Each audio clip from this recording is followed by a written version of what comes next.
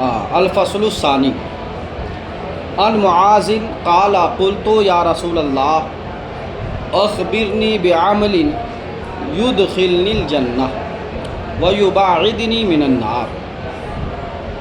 حضرت معاذ بن جبل رضی اللہ تعالیٰ عنہ سے مروی ہے، آپ نے فرمایا کہ قلت یا رسول اللہ، میں نے حضور علیہ السلام سے عرض کیا اللہ کے رسول، اخبرنی بعمل، کہ آپ مجھے ایسے عمل کی خبر دیں یدخلنی الجنہ، کہ جو عمل مجھے جنت میں داخل کر دے، ویباعدنی من النار، اور وہ عمل مجھے جہنم سے دور کر دے۔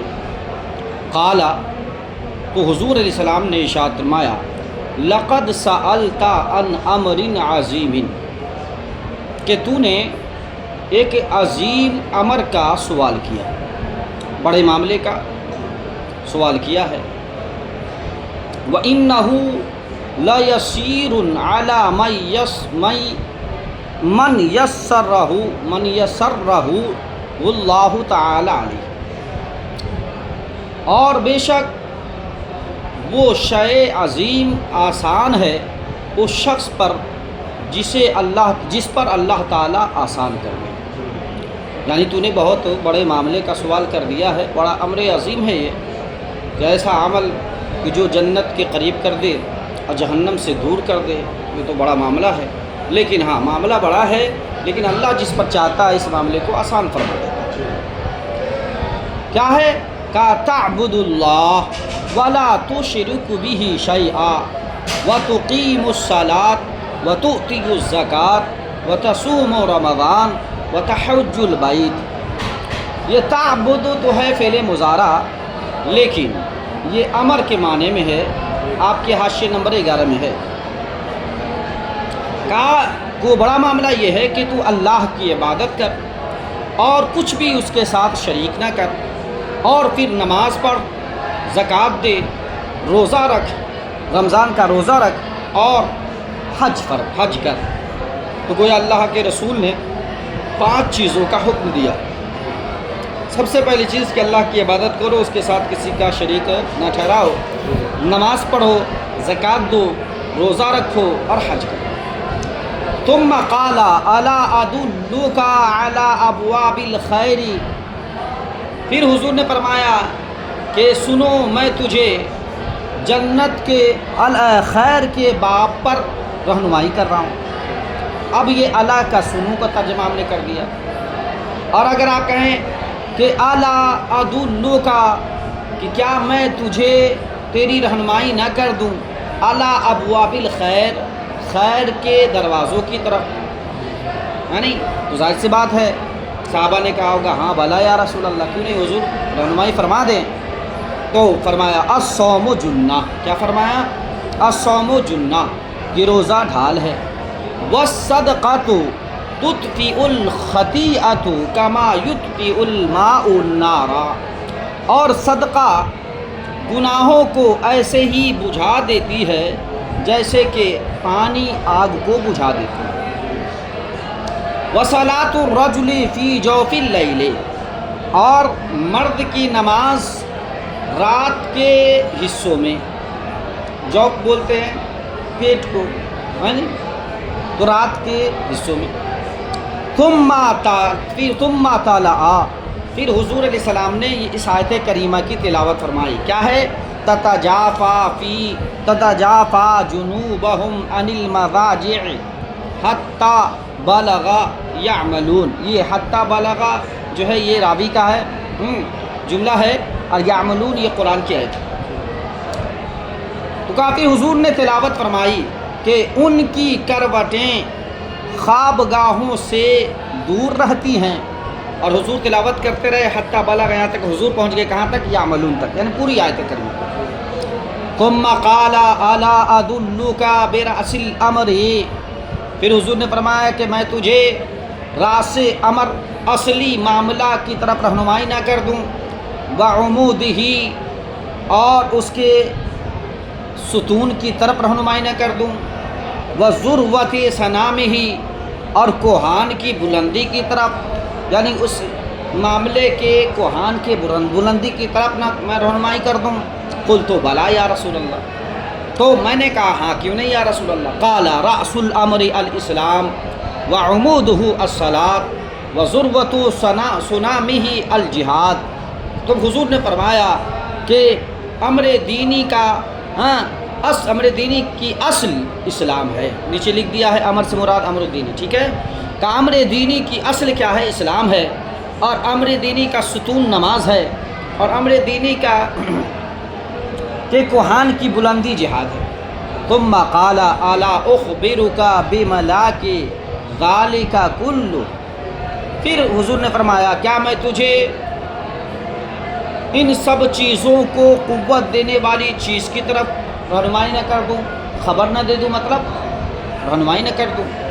قلت بلا یا رسول اللہ یا نبی اللہ۔ تو حضرت معاذ فرماتے ہیں کہ ہم نے کہا ہاں کیوں نہیں یا رسول اللہ، اے اللہ کے نبی ضرور آپ رہنمائی فرما دیں۔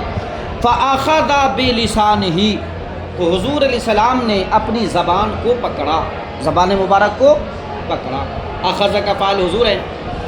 فقال کف علیک، تو حضور علیہ السلام نے فرمایا کہ تم اس کی حفاظت کرو، کیا کرو؟ تم اس کی حفاظت کرو۔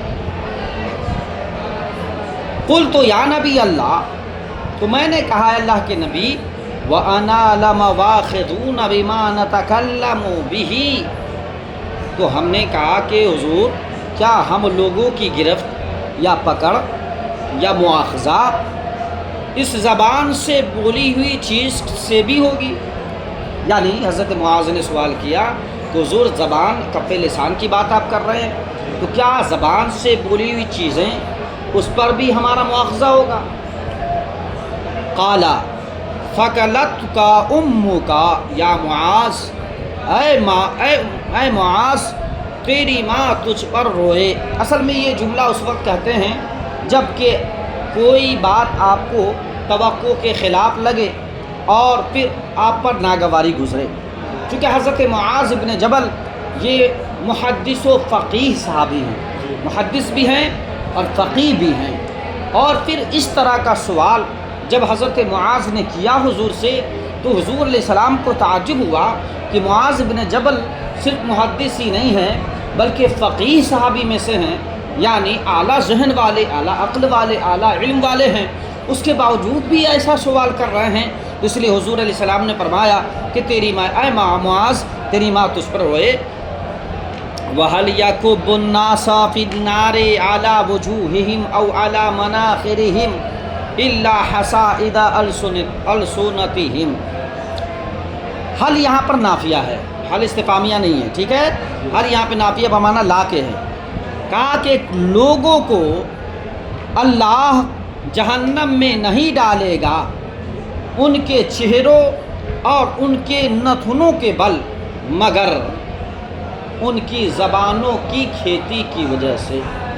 یعنی حضور نے فرمایا کہ اکثر لوگ جو جہنم میں جائیں گے وہ اپنی زبان کی کمائی ہوئی کھیتی کے ذریعے، جس طرح اچھا حسائد، یہ حسیدتن کی جمع ہے، حسائد کھیتیوں کے معنی میں جمع ہے، تو کھیتی کیوں کہا؟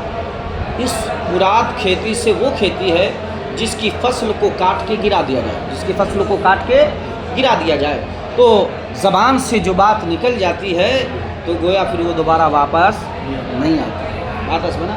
تو جس طرح کھیتی فصل کھیت سے کاٹ دی جائے تو دوبارہ لگا نہیں سکتے، اسی طرح زبان سے جو چیز نکل جاتی ہے وہ دوبارہ واپس نہیں آتی۔ آپ تعبیر آپ کرتے رہیں اور اس کی جو ہے تشریح یا تعبیر اپنی طرف سے پیش کرتے رہیں، لیکن جو بات واضح ہو گئی، نکل گئی واضح طور پر، پھر وہ کٹتی نہیں، ٹھیک ہے۔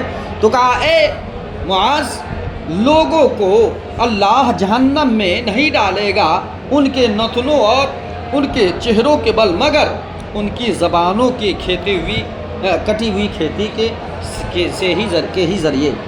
رواہ احمد و ترمیزی و ابن ماجہ، اور اس کو روایت کیا ہے امام احمد نے مستدرک میں، امام ترمیزی نے اپنی ترمیزی شریف میں، اور ابن ماجہ۔ چونکہ یہ دوسری فصل ہے اور دوسری فصل کے بارے میں انہوں نے بتا دیا تھا کہ ہم پہلی فصل میں امام بخاری مسلم کو رکھیں گے اور اس کے بعد جو محدثین ہیں ان سب کو ہم دوسری فصل میں رکھیں گے۔ نہیں نہیں اسماء ستہ کے بھی ہو سکتے ہیں، اس کے علاوہ کے بھی ہو سکتے ہیں۔ انہوں تو پھر امام احمد بن حنبل کی جو کتاب ہے المستدرک، یہ کیا نام ہے، مسند امام احمد بن حنبل، تو وہ تو صحیح ستہ میں تھوڑی ہے، اور باقی تیسری فصل میں وہ ان 6 کے علاوہ کو جمع کریں گے۔ دوسری فصل میں وہ 4 اور اس کے علاوہ جو مستند محدث ہیں ان کے نزدیک ان کا ذکر۔ وعن ابی امامۃ قال قال رسول اللہ صلی اللہ علیہ وسلم من احب للہ، چونکہ یہ کتاب الایمان چل رہا ہے، کیا چل رہا ہے؟ کتاب الایمان۔ من احب للہ وابغض للہ واعطى للہ ومنع للہ فقد استکمل الایمان، رواہ ابو داؤد۔ حضرت ابو امامہ الباہلی سے یہ روایت ہے، آپ فرماتے ہیں کہ رسول کریم صلی اللہ علیہ وسلم نے ارشاد فرمایا من احب للہ، جس نے کسی سے محبت کی اللہ کے لیے، وابغض للہ، اور جس نے کسی سے حسد بغض رکھا، دشمنی رکھی اللہ کے لیے، واعطى للہ، اور جس نے کسی کو دیا اللہ کے لیے، ومنع للہ، اور جس نے کسی کو منع کیا اللہ کے لیے، فقد استکمل الایمان، تو اس کا ایمان مکمل ہو گیا۔ رواہ ابو داؤد و رواہ الترمذی عن معاذ بن انس، ٹھیک ہے، اور امام ابو داؤد نے بھی اس کی روایت کی ہے اور امام ترمذی نے بھی اس کی روایت کی ہے، ٹھیک ہے، کس سے؟ حضرت ابو امامہ باہلی کو چھوڑ دیا اور راوی بنایا کس کو؟ حضرت معاذ بن انس کو۔ ما تقدیم و تاخیر، کچھ الفاظ کے تقدیم و تاخیر کے ساتھ، جیسے مثال کے طور پر یہاں پر ہے من احب للہ و ابغض للہ، تو ہو سکتا ہے وہاں جو روایت ہے وہاں پہلے ہو جائے وہ اعطى للہ و منع للہ و من احب للہ، ایسے ہو جائے فقد استکمل ایمانہ، تو اس کا ایمان مکمل ہو گیا۔ عن ابی ذر قال قال رسول اللہ صلی اللہ علیہ وسلم افضل الاعمال الحب فی اللہ والبغض فی اللہ، رواہ ابو داؤد۔ حضرت ابو ذر غفاری رضی اللہ تعالیٰ عنہ سے مروی ہے کہ رسول کریم صلی اللہ علیہ وسلم نے ارشاد فرمایا کہ اعمال میں سب سے افضل عمل یہ ہے کہ اللہ کے لیے محبت کرنا ہے اور اللہ کے لیے ہی بغض رکھنا، یعنی دشمنی رکھنا ہے۔ اس کو امام ابو داؤد نے روایت کی ہے۔ وعن ابی ہریرہ قال قال رسول اللہ صلی اللہ تعالی علیہ وسلم المسلم من سلم المسلمون من لسانہ ویدہ والمؤمن من امنہ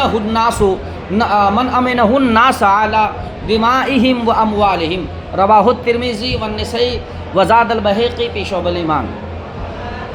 حضرت ابو ہریرہ سے مروی ہے کہ انہوں نے فرمایا کہ رسول کریم صلی اللہ علیہ وسلم نے فرمایا کامل مومن وہ ہے جس سے دوسرے مسلمان، جس کی زبان اور ہاتھ سے دوسرے مسلمان محفوظ رہیں، اور کامل مومن وہ ہے کہ جس سے لوگوں کے، اب چونکہ دمائہم سے ہم ضمیر کا مرجع کیا ہے؟ ناس ہے، ٹھیک ہے، تو ہم وہاں سے ترجمہ لگا لیں گے۔ تو کہا کہ جو ان کے خون، یعنی لوگوں کے خون اور لوگوں کے مال سے جو معمون ہو، نہیں سمجھے؟ یعنی جس کا خون بھی اور جس کا مال بھی جس مسلمان کے نزدیک امن والا ہو، معمون ہو، تو سمجھیے وہ مومن کیا ہے؟ مومن کامل ہے، اور وہ مومن کامل ہے، مسلم کامل ہے نہیں؟ تو مومن وہ ہے کہ جس سے لوگوں کے خون اور اس کے اموال کیا ہوں؟ معمون ہوں، محفوظ ہوں۔ اس کو روایت کیا ہے حضرت امام ترمذی نے اور امام نسائی نے، اور امام بہیقی نے شعب الایمان میں جو روایت کی ہے وہ حضرت فضالہ سے، ٹھیک ہے، اور انہوں نے فرمایا ہے والمجاہد، چونکہ انہوں نے تھوڑی سی زیادتی کی ہے، زیادہ کر دیا ہے، تو والمجاہد من جاہد نفسہ فی طاعت اللہ، تو فرمایا مجاہد وہ ہے جو اپنی ذات سے مجاہدہ کرے، اپنی ذات میں مجاہدہ کرے اللہ کی طاعت میں۔ یعنی کہنے کا مطلب یہ ہے کہ مجاہد تو ایک وہ ہے جو آلے دھاردار سے لڑتا ہے اللہ کے لیے میدان جنگ میں، اور فرمایا کہ ایک مجاہد وہ بھی ہے جو اپنے نفس سے لڑتا ہے۔ کس سے لڑتا ہے؟ اپنے نفس سے، اپنی خواہشات نفس سے لڑتا ہے۔ اور حضور علیہ السلام نے ایک بار فرمایا تھا کہ جب جہاد سے آپ واپس آ رہے تھے، فرمایا کہ نحن نرجع الی جہاد الاکبر من جہاد الاصغر، کہ ہم جہاد اصغر سے اب جہاد اکبر کی طرف لوٹ رہے ہیں۔ کس کی طرف؟ جہاد اکبر۔ حضور سے پوچھا حضور جہاد اکبر کیا ہے؟ تو حضور نے فرمایا وہی النفس، کہ وہ کیا ہے؟ نفس، یعنی خواہشات نفس سے لڑنا، یہ بڑا جہاد ہے۔ اسی کو آپ کے حاشیے نمبر 2 میں لکھا ہے من جاہد نفسہ الی آخرہ اذ هو الجہاد الاکبر، ٹھیک ہے، ینشأ منہ الجہاد والاصغر، ٹھیک ہے نا، منہ الجہاد الاصغر، کہا کہ یہی جو ہے جہاد اکبر ہے جس سے جہاد اصغر جو ہے پیدا ہوتا ہے۔ ظاہر سی بات ہے جب تک کہ نفس کو آپ کنٹرول نہیں کریں گے تب تک کہ اس نفس کو اللہ کی طاعت میں کیسے خرچ کریں گے؟ اللہ کی رضا میں۔ اور جہاد اصغر جو ہے جب تک کہ جہاد اکبر یعنی نفس آپ کے کنٹرول نہ ہو اور اسے مارے نہیں، اللہ کی رضا میں چلنے کے لیے تیار نہیں کریں، تب تک کہ جہاد آپ کیسے کر سکتے ہیں؟ جہاد اصغر، ٹھیک ہے نا۔ تو کہا مجاہد وہ ہے جو اپنے نفس سے جہاد کرے اللہ کی طاعت میں۔ والمہاجر من ہاجر الخطایا والذنوب، اور مہاجر وہ ہے جو خطاؤں کو اور گناہوں کو چھوڑ دے۔ ہاجرہ کا معنی ترکا ہے، ٹھیک ہے۔ وعن انس قال قلما خطبنا رسول اللہ صلی اللہ تعالی علیہ وسلم الا قال لا ایمان لمن لا امانۃ لہ ولا دین لمن لا عہد لہ، رواہ البہقی فی شعب الایمان۔ حضرت انس فرماتے ہیں کہ جب حضور نے ہمیں خطاب کیا، کلمہ کا معنی اکثر، کلمہ کا معنی اکثر، کہ جب حضور نے ہمیں خطاب فرمایا تو ضرور یہ فرمایا، الا قال، ضرور یہ فرمایا، مگر یہ فرمایا مطلب ضرور یہ فرمایا کیا؟ لا ایمان لمن لا امانۃ لہ، جس کے پاس امانت داری نہ ہو اس کا کوئی ایمان نہیں، ٹھیک ہے۔